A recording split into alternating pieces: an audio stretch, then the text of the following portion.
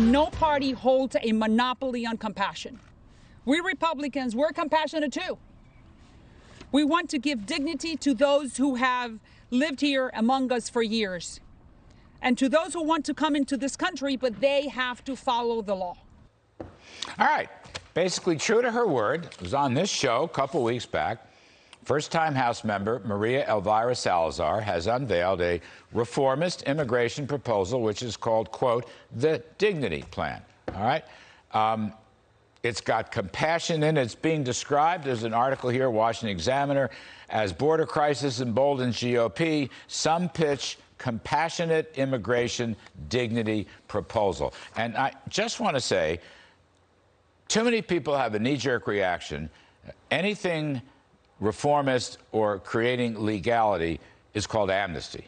And that really is not the case, and I don't think that's the case with Ms. Salazar's plan. But we will hear from her, Congressman Elvira Salazar from the great state of Florida. So, Elvira, welcome back. You did what you said you would do. And let me ask you, in your judgment, what are the key points that people should take away from this plan? And I love to be with you because you're very intelligent and you can read through the script. That's exactly what I'm saying. I make it up. Yes. By the way, I just ad-libbed the whole thing. But let's go. But you had it right on the money. Thank you. Listen, we got to do something with 11 million people who have been here for more than 5 years, have American children, have helped to the economy, have not committed a crime, and who have been here for, what, decades. What are you going to do with those people? Deport them?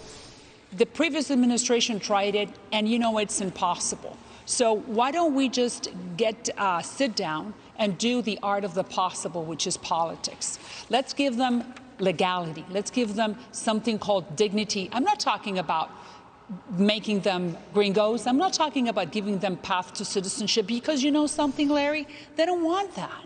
They don't want to. I mean, if you grant them path to citizenship, they'll take it. But you know, in 1986, when Ronald Reagan, who was the last Republican president who gave some type of legality, you call it whatever thing you want to, only 30% of those people, 3.5 million Mexicans, only 30% chose the path to citizenship. All I'm talking about is people that they need to remain because they're not going to go. They're not going to self-deport.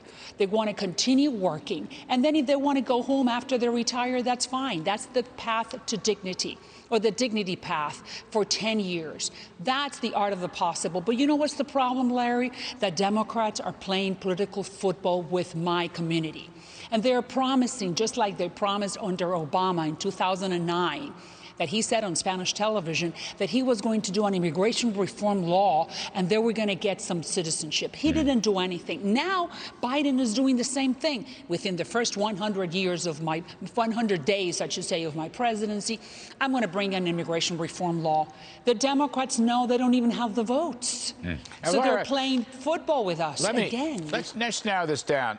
There's some really interesting stuff in here. First of all, your first clause is on enforcement and security, which is obviously very important right now because open borders has created a catastrophe on the southern border. 100,000 in the month of February, illegals flooding, kids coming in unaccompanied. I mean, it's just a catastrophe because they repealed or they reversed all the Trump policies. Now, you want to keep an impenetrable border infrastructure system, including enhanced physical barriers, and use the most up-to-date technology and securing our ports of entry. Elvira, what about the wall? Will you support if you had a chance, if you had a different administration, would you support completion of the wall?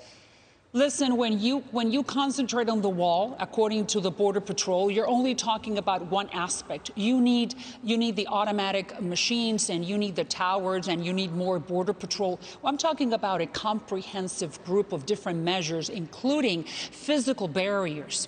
That's what you need. And then that way you have very big doors in that structure to allow those people, but the business community need. No, I get that. We need to go into a merit-based system. And so you can welcome anybody that needs to come to work, because the merit-based is not only for engineers and for doctors. You need people that pick up the jalapeno peppers. You need people that pick up the tomatoes and clean the toilets and service the construction industry. Well, that's what I'm talking about. I love it when you talk about merit-based, because that is so important.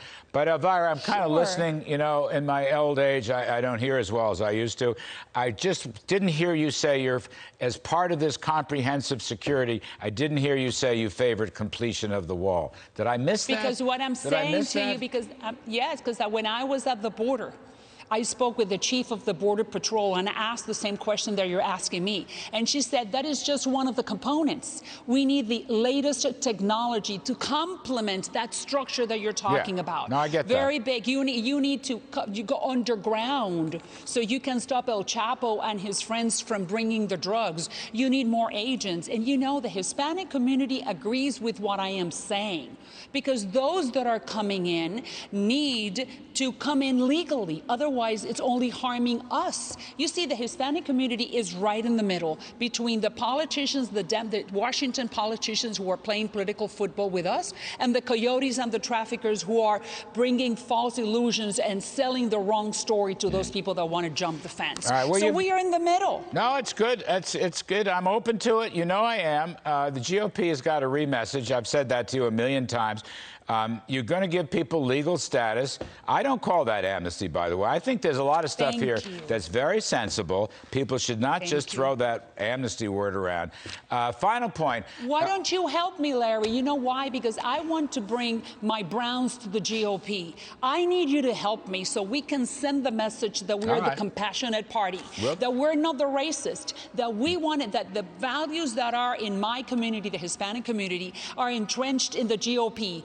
God-fearing, law-abiding, tax-paying, hard worker. That's what I need you to help me, because that way we can take them away from the Democrats who have been playing political football with us for 35 years, promising things that they know that will never pass. And what we have right now is the last best example. Law-abiding. People are enthusiastic. Law-abiding. Law-abiding, sure. Law-abiding Hispanics don't want 100,000 illegals per month. They don't want that. Thank you. So you're on the right track. I will help you. But I need your help. You have full access. I need your help. We'll come down. I just want to know, is the leadership backing you? Are you going to have a bill, Elvira? You're going to put a bill out? This is the plan, and I am inviting my Democrats on the other side, my colleagues on the border, people that understand what's happening on the Mexican border right now, to join and to sit down and go to Speaker Pelosi and tell her this is the good plan. Why don't we give them dignity and we seal the border at the same time, and then reform immigration, reform asylum, because you know they're gaming the asylum system as well. The coyotes and the traffickers. Those are the. Thank you. As a former broadcaster of you know I've got a hard break to get. Look, good luck. You were true to your word. You came up with a good plan. And thank you. Yes, of course, we'll always lend a hand to good ideas. Thank you very much. Thank you.